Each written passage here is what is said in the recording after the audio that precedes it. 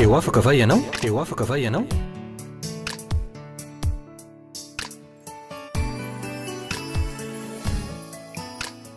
Fandaharana iarana fiangonana Refi. Fiangonana Refi. Androndrakely. Vakina dia ny dimy faina amin'ny telopolo. Jaona toko fahavalo dia ny dimy faina amin'ny telopolo. Amin'ny finoana no andrasantsika an'ity teny ity. Jaona toko fahavalo andiny faina amin'ny telopolo. Toy izao voasoratra: koa raha ny zanaka no afaka anareo dia ho afaka tokoa ianareo. Aviliko vakina fandroly izy dia anako ako ny amen. Koa raha ny zanaka no afaka anareo dia ho afaka tokoa ianareo. Samiary makantoerany.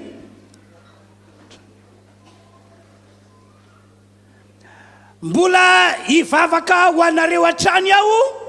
amin'ity androandroany maraina ity, mba ho tapaka sy ho foana tanteraka ny ozina, ary mba ho resitosika ihany koa rehefa naratsy izay efa namatotra antsika nandritry ny taona maro. Amen na? Tsy emitra amin'izany mihitsy aho, tena vonina be mihitsy aho androany hivavaka ho anareo, na manao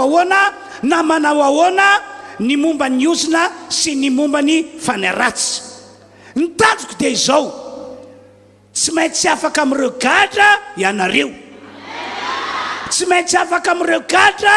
ny olona rehetra na iza toka mamonjy fotoam-pivavahana eto. Halleluja! Ny mampaheranke ry havana malala ry fiangonana manalika ty fotoam-pivavahana ity dia izao hoe: mikasy any amin'ny ozina aloha,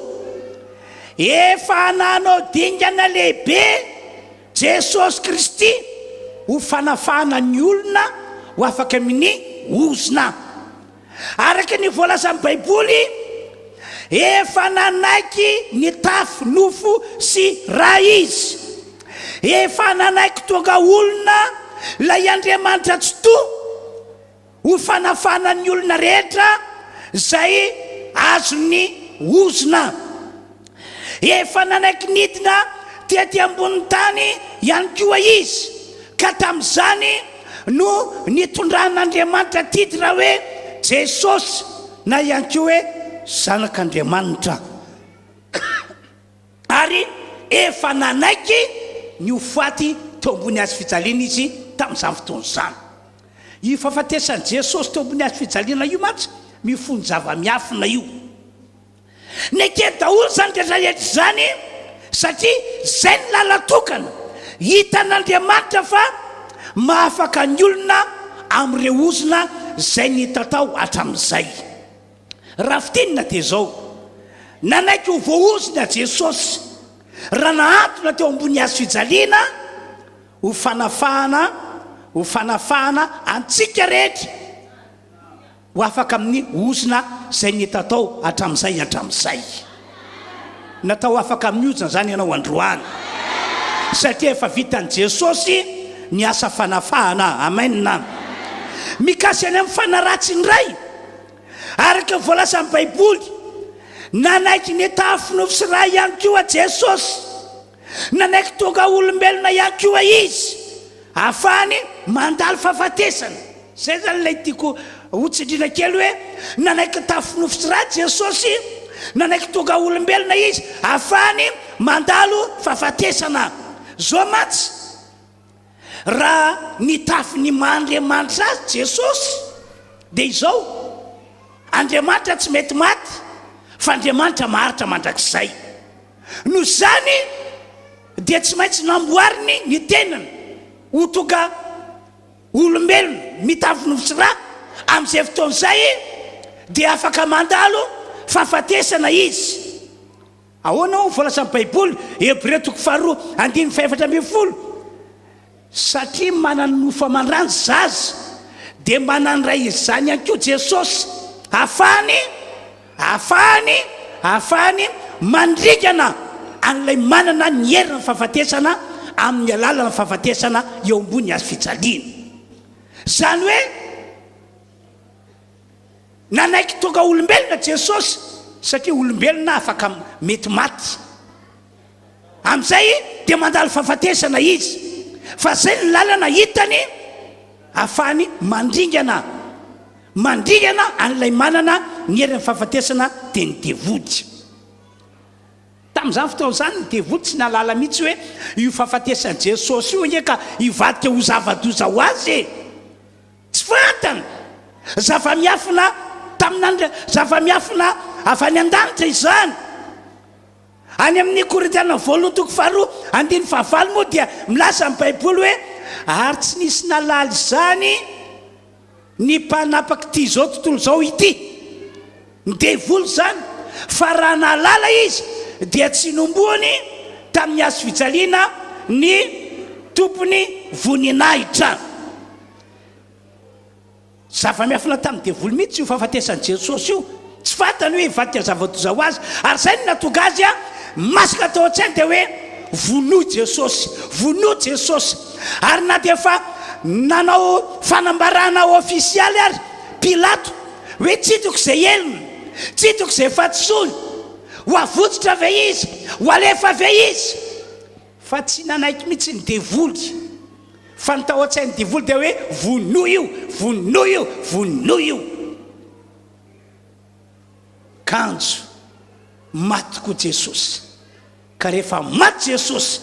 dia voatsapany devoly hoe naninitsika no namonina faty an'ity Jesosy ity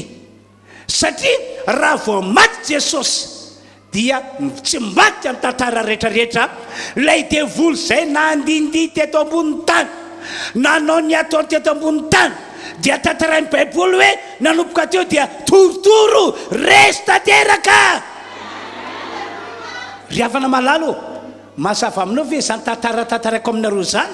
hoe niosina efa vitan'i Jesosy ny asa fanafahana antsika kasikany amin'izany ny amin'ny devoly efa voaringany Jesosy tamin'izy maty teo ambony azo fijaliana na inona karazana devoly na inona heriny zao zany tiako ambara amintsika ekena fa manana ny heriny sy fahefany devoly tahaka zany any koa ny osina miara-mahita an'izany tsika rehetra fa saingy zao efa resy tanteraka reo hoe roa ratsy reo no izy no Jesosy Kristy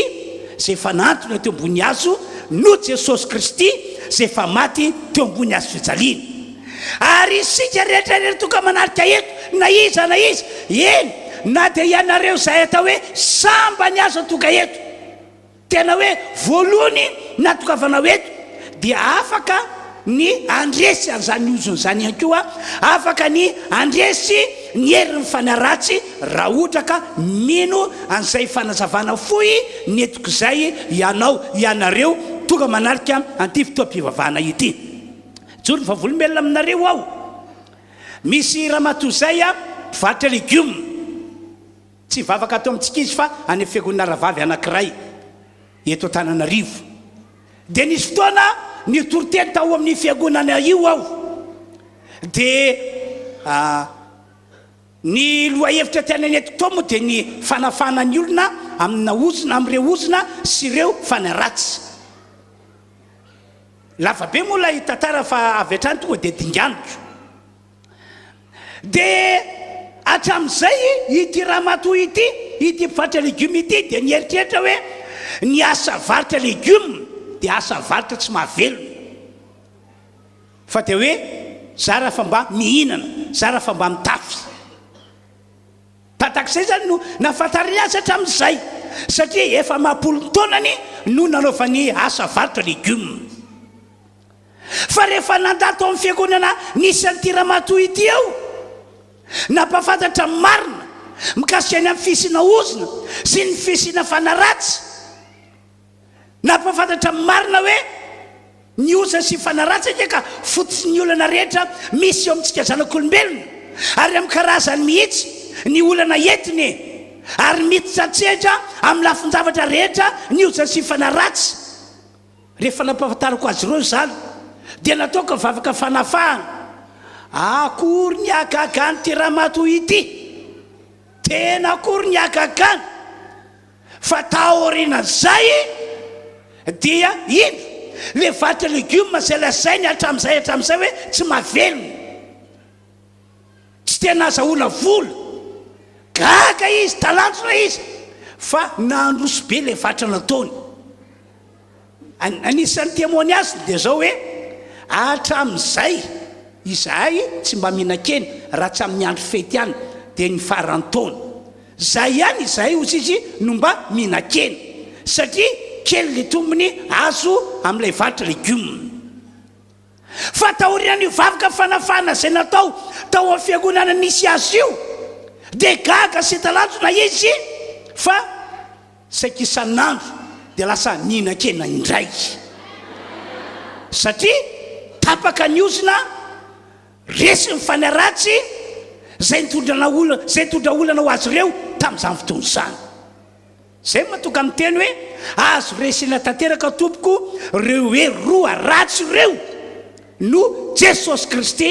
zay efa voaombo teo ambony hazo fijaliana sy no Jesosy Kristy zay efa maty teo ambony hazo fijaliana ary ianao toka eto afaka ny andresy azy marina fa hivavako anareo aho fa ianao ihany koa raha miny dia afaka andresy andreo hery anankiroa ireo amen na fijorona vavolombelona ihany koa fototra natokan'io ty lehilahy ity ny vavaka tato amintsika nanana olana lehibe mihitsy izy menakavy tamin'izany fotoana izany zavatra roa ratsy lehibe no nahazo azy tamin'izany very fananana izy menakavy ary tsy nanana hery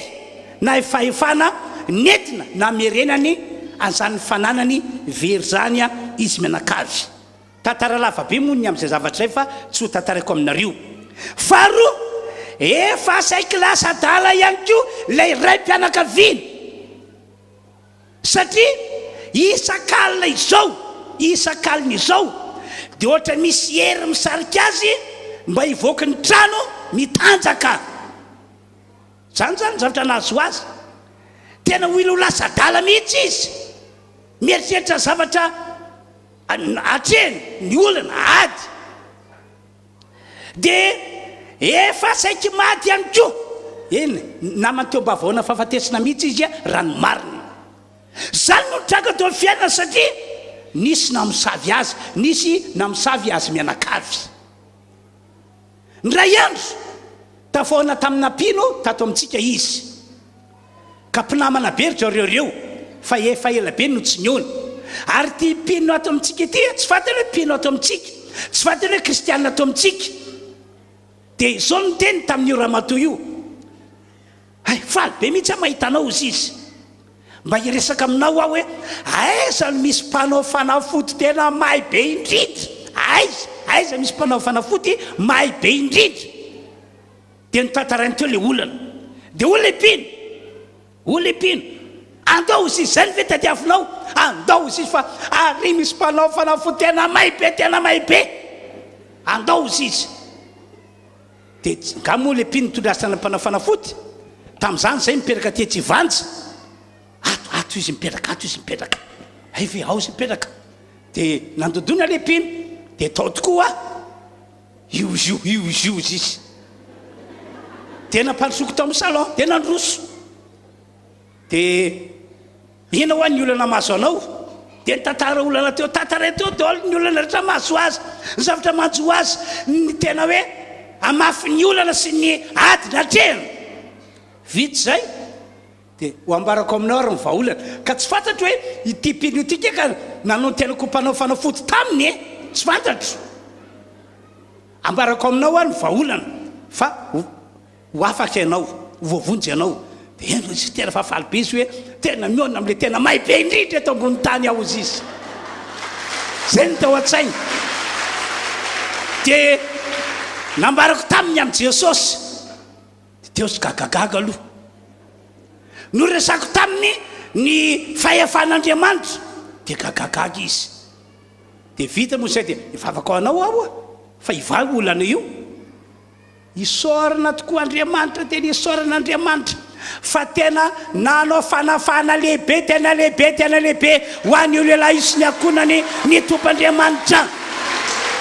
amatonany tao anatin'ny olana sy aresena izy amatonany tao anatin'ny ady zay nanomana azy ho lasa dala nanomana azy ho faty izy fa tao anatin'ny fotoana fohy no Jesosy Kristy no lay vavaka nataoko dia indro fa tapaka niosina resy tosika ny devoly ny vany olana teo aminy halleluia amen resy lahatra izy tena tsy napozina ary zay natonga azy azy menakavy lasa pino kristianina ato amintsika andao hiteka mafo an'Andriamanitra isika ny amin'izany rehetra zany ry hafanao no tantaraiko taminareo zany rehetrarehetra zany fijorona vavolombelona zany etiko milaza aminareo fa azo resena ny osina sy ny fanaratsy na manao ahoana sy manao ahoana ny heriny sy ny fahefana ary azo vahana miaraka amin'izay ihany koa ny olana netiny na inona karazana olana no tantaraiko taminareo ihany koa izany fijorona vavolombelona zany mba ilazako aminareo fa anafaka anareo Andriamanitra androany halleluia tahaka ny namonjen'Andriamanitra tahaka ny nanafan'Andriamanitra andreo olona zay no tantaraiko taminareo reo tahaka izany ihany koa no amonjen'Andriamanitra anareo anafan'Andriamanitra anareo amin'ny alalan'ny vavaka sy ataoko anareo androany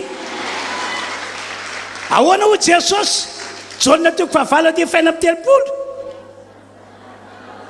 koa raha ny zanaka koa raha izy no anafaka anareo dia ho afaka tokoa ianareo ny tenako izay mitoro teny ety anoloana ny tenako izay ianao vavaka ho anareo dia fitaovana fotsiny eo an-tanan'ny tompo Jesosy ny tenako ny fonoko dia zao efa ny teny izy na inona vahanao aty ambony tany ho vahana any an-danitra na inona fihaizao aty ambony tany dia ho fihaizina any an-danitra ka raha nao vavaka ho anareo zany ao dia ho ekena any an-danitra izany dia ho afaka ianao asoteka mabe halleluia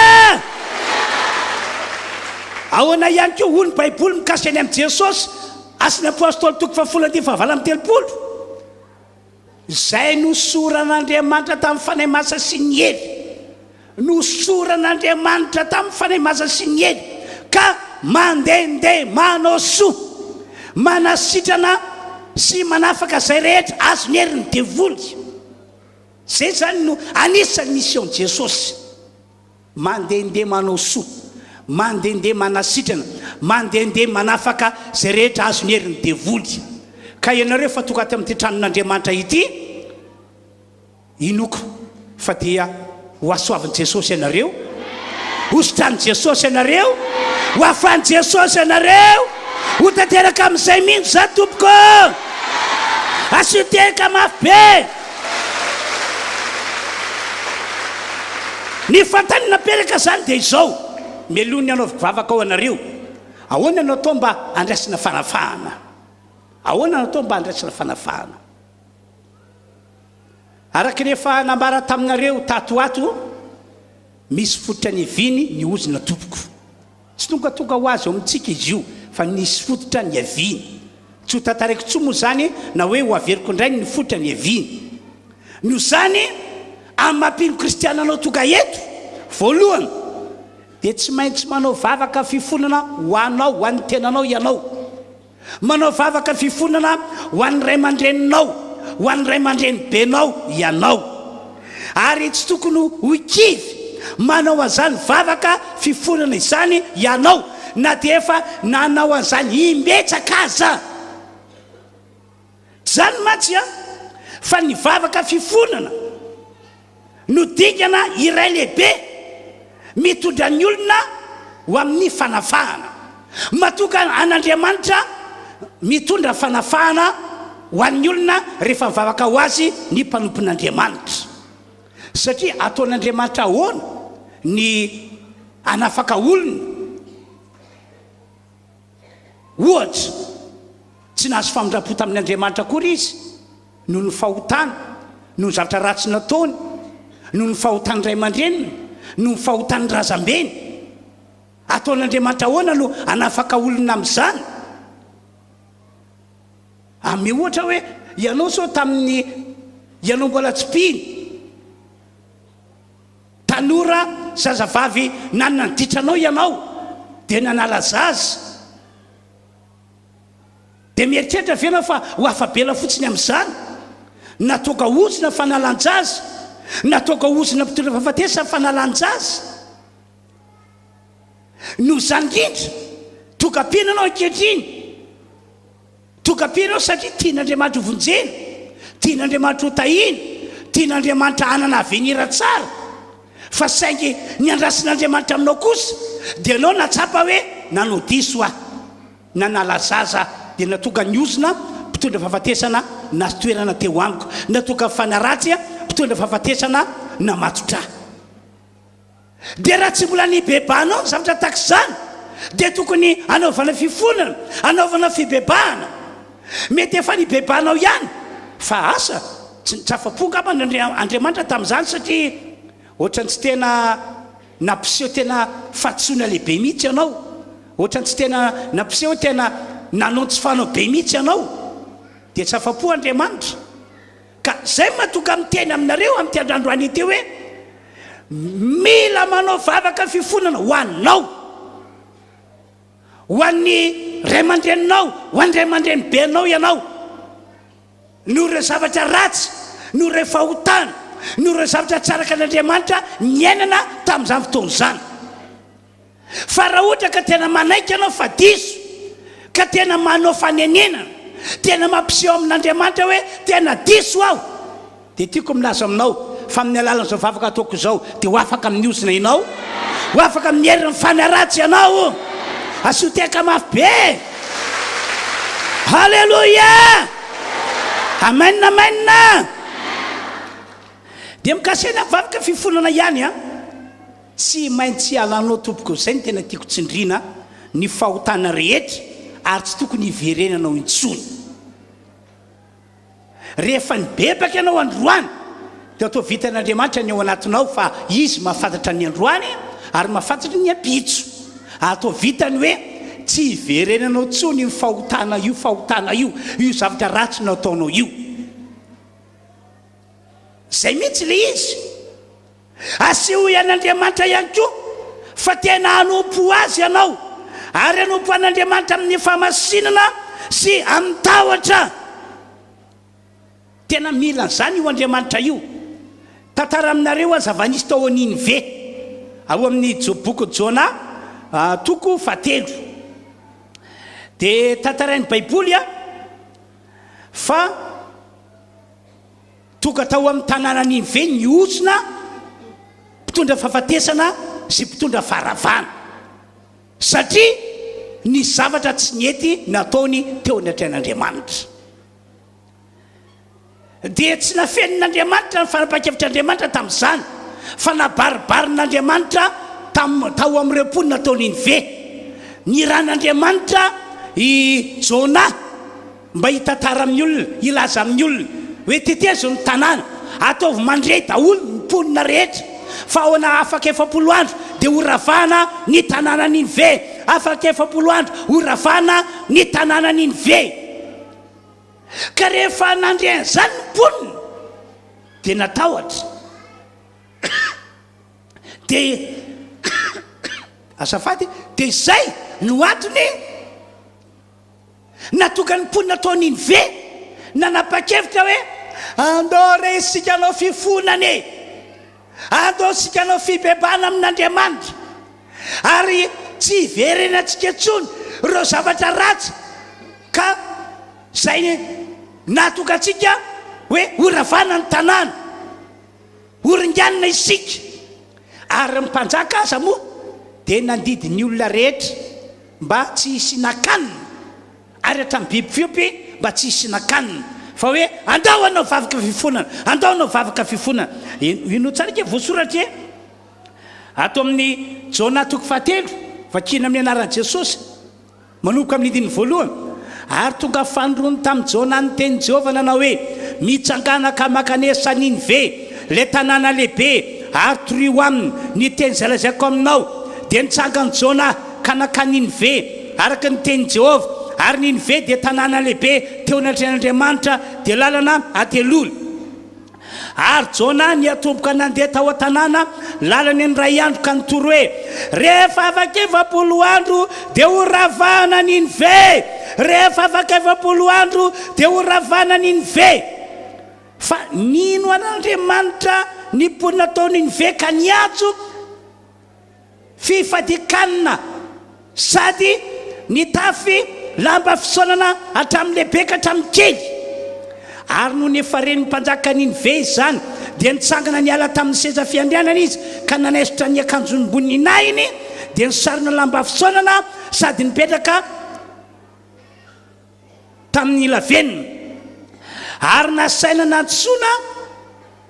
sy nambara era Ninive araka didy mpanjaka sy ny mpanapaka hoe aza vela isy any andrianina akory na olona na biby fiompy eny aza vela isy hinana na isodrana akory ireo fa oka samy isarona lamba fisaonana ny olona sy ny biby fiompy aroka hitaraina mafy amin'Andriamanitra izy aroka samy afony lalany ratsy sy ny fandozana eny an-tanany avy izy rehetra fa angamba hiverina ihany Andriamanitra ka nenina ary ala amin'ny fatezera mirehitra mba tsy ho landritra isika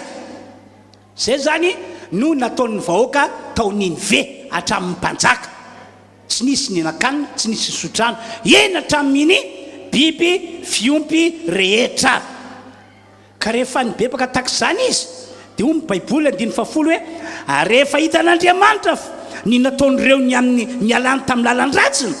dia nanenina izy ny amin'ny loza zay nolazainy amelezana azy ka tsy nataony zany ry havanao zay mahatonga amin'ny taonanareo hoe andao anao vavaka fifonana anao vavaka fanenenana no ireo fahotana zay nataonao nataontsika no ireo fahotana nataon'ireo ray aman-drenitsika nataon'ireo razambentsika fa raha tena hivavaka amin'ny fontsika manontolo isika tsy anao saritsary-pivavahana na hoe anao saritsary-pibebahana fa tena anao vavaka fibebahana marina anao vavaka fifonana marina ary tena hiala amin'ny lalany ratsika hiala amin'ny fahotantsika ary tsy hiveriny antsika intsony zany zavatra ratsy ny bebahana zany dia azoko antoka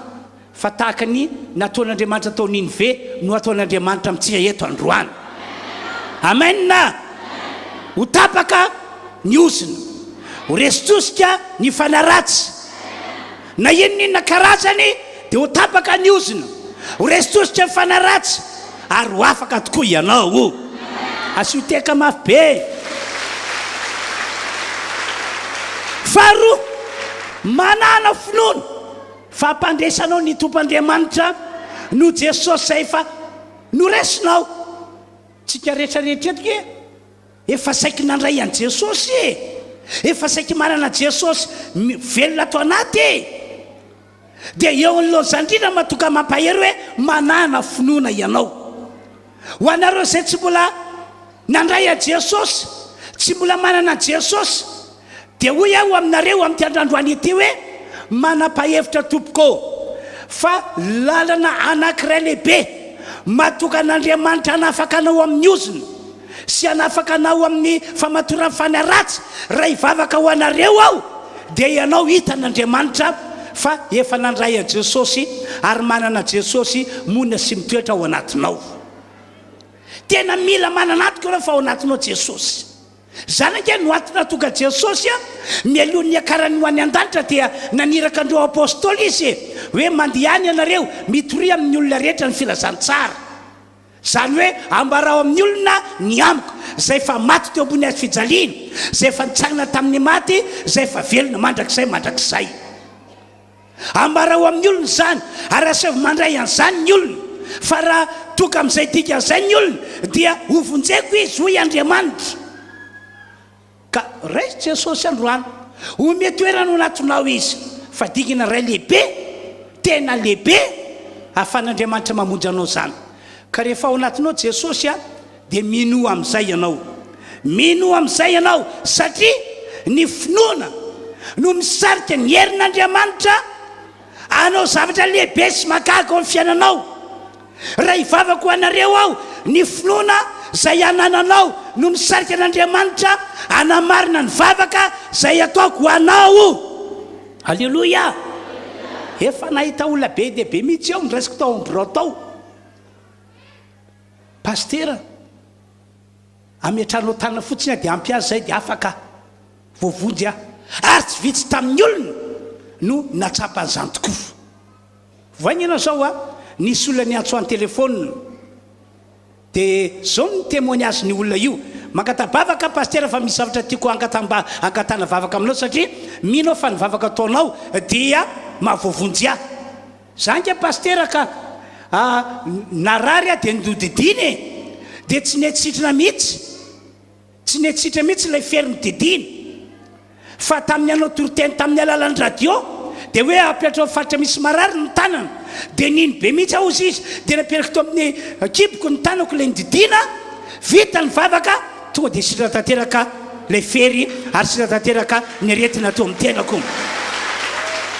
Zay ny matonga pastera miantso anao ndray mba hivavaka ho satria mino fa ny vavaka ataonao dia mahavoavonjy dikan'izay teny zay témoignage zay zany dia hoe lay finoana nananany no sarika an'Andriamanitra hiasa amin'ny alalan'ny vavaka zay ataoko. Koa raha mino anao androany, mino anao fa tsy miova Jesosy omaly sanio ary mandrakizay ny fanafahana nataony fahiny, ny fanafahana zay nataony araka ny fijorana vavolombelona nataoko taminareo teo, ka ino nareo fa mbola ho ataon'Andriamanitra amin'ny androany ity dia ho avy Andriamanitra anamarina izany amin'ny alalan'izao vavaka ataoko anareo zao ka dia ho afaka ianareo, ho afaka ianareo. Halleluia. Ho fa maranako ny afatra dia ho iaho hoe aoko vonina ianao androany andray fanafahana. Amen. Marina fa tamin'ny hery ianao fa teto fa androany raisy hoe andro spécial ho anao, andro voatokana ho anao, natao afaka ianao. Amen. Zao ary andeotsika anao pratika lay torevitra farany nomeko anareo teo hoe anao fifonana sy fibebana ianao ny amin'ny zavatra tsy netino ataonao na hoe tsy netino atao ndray aman-dreninao na ndray aman-dreny be anao, toy ny hoe anome toerana Jesosy ao anatinao ianao. Zay zany pratika ataotsika fa hivavaka ho anareo aho, mino fa hisy herin'Andriamanitra hiasa eto androany. Andao ary tonga dia hivavaka avy hatrany tsika rehetra, samy mivavaka amin'ny fony manontolo izy. Eo afaka va ianao? Eo afaka va ianao?